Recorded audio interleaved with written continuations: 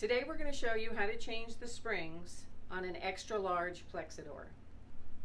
So you should have received an extra large replacement spring kit. That's going to include the printed directions and these parts. The springs and some of the spring assembly pieces that need to be replaced, and a grease packet. To do this spring change, you're going to need a Phillips head screwdriver to remove the pet door, and a 1/4-inch nut driver to remove the spring hood covers. You can also use a flathead screwdriver for this. A pair of small vice grips or a locking pliers. And very important, a 1/8 inch Allen wrench.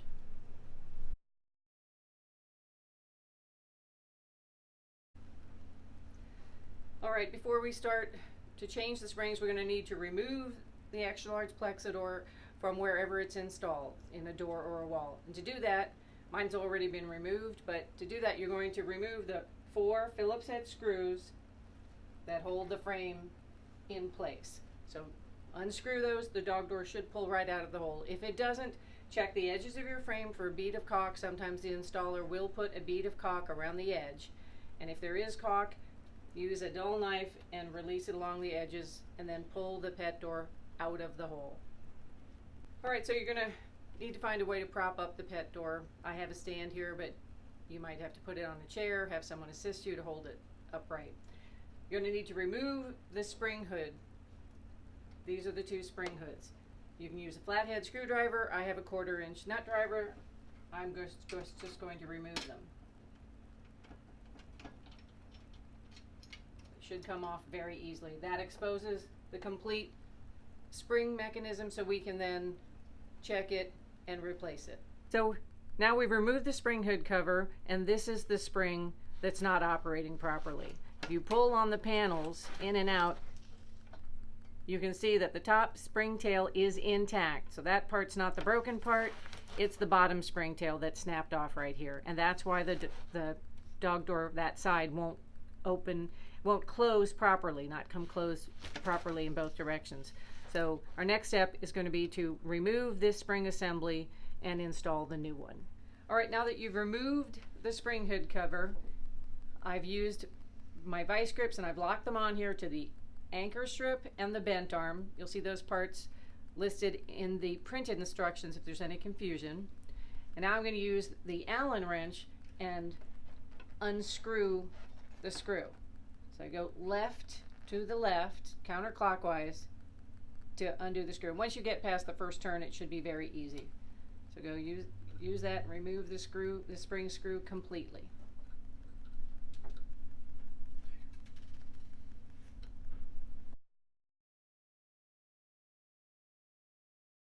So now that we've removed the screw spring, I'm going to take off my vice grips, loosen them, take it off, and I'm going to use them to remove the rest of this spring assembly. And you might be able to do it without it. I usually start with it because it can be sometimes difficult. Now these ones are coming off easy. So first thing to come off is the bent arm. Next, to remove the spring.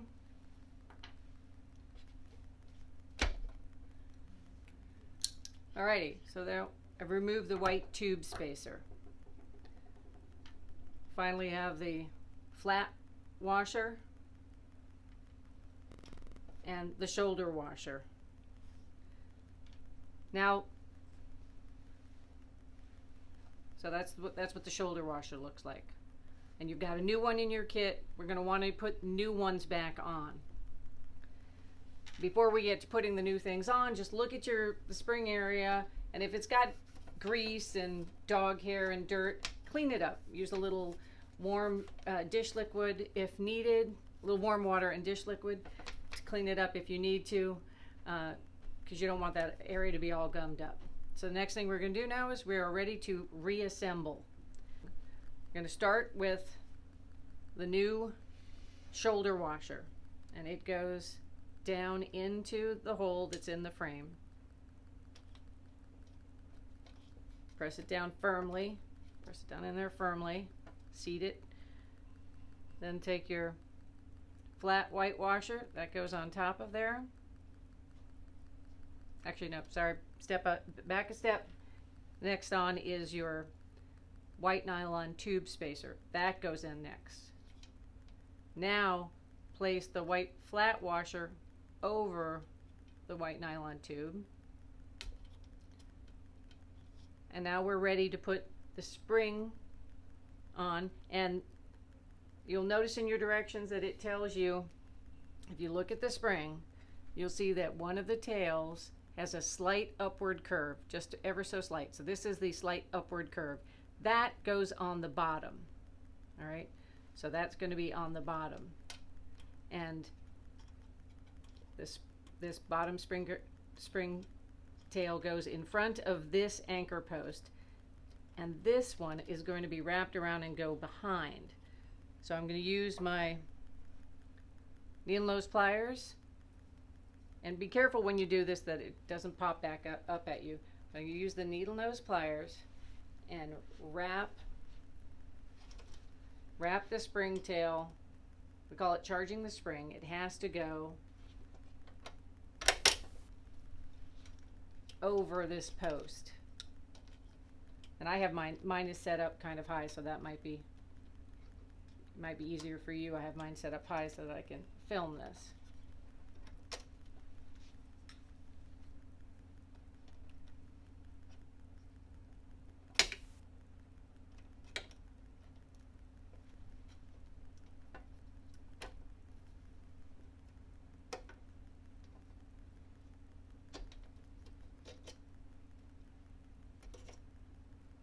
Now see, I've got it on there, but it looks like it's ready to snap off, so I'm going to use my needle nose pliers to try and seat it properly. There. All right. So the next thing to put on is going to be your bent arm. This is what the bent arm looks like. And the bent arm sits down, and if you look down at the top of your spring, you'll see there's two little pieces that fit into here, two little ends that stick up. The bent arm goes in between, and it lines up with the anchor post. So I've got this in position, but my spring is pushing upward. So I'm going to use the end of my nut driver just to tap this down over my. All right, so when you're putting the bent arm down into position, make sure the panel is lined up straight, or you'll have a hard time doing that. Okay, so now that it's seated, now we're going to go ahead. We need our internal tooth washer that came with our kit, and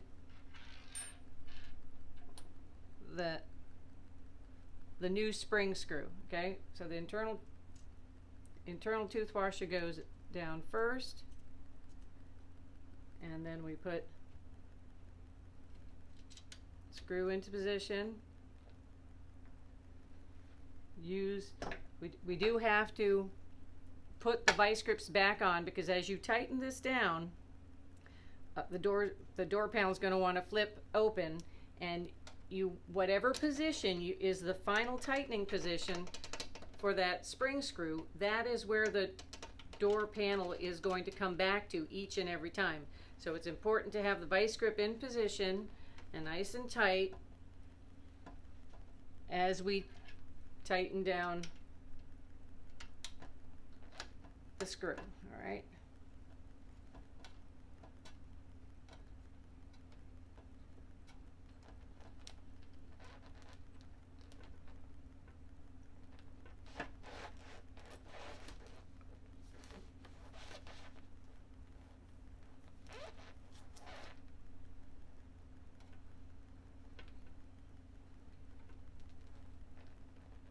Alright, now you're going to feel the spring start to tighten. Hold on to the vice grips. Tighten it as much as you can, but you don't have to really crank down on it, but you want it to be nice and secure. Alright, so that's good right there. And then you want to do a test. Remove your vice grips. Alright, now that the spring is seated and tightened and all ready to go. We want to test it to make sure that it's in the right position, because the spring, where it's located right now and how it's tightened and lined up, that's going to determine how the panel opens and closes and where it comes close to. So to test it, open the other side and remove it, not remove it, but hold it open, and then push your panel and see, does the panel swing back to center? And it does. So that is correctly done. We've got it set correctly.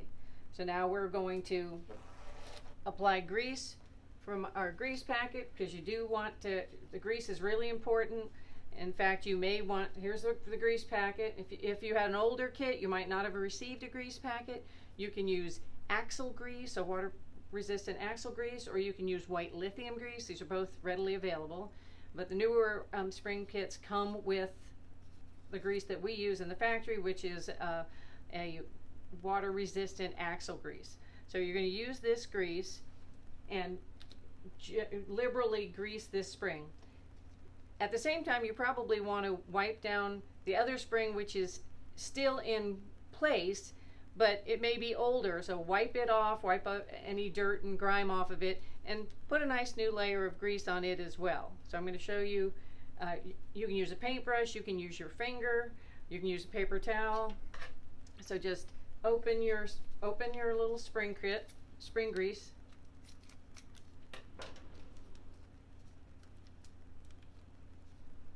And I'm just going to use my finger. This is non-toxic, so it's not a danger.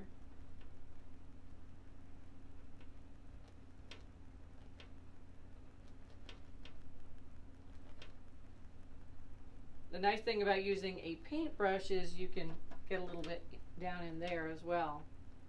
But so liberally greased, and now you're good to go.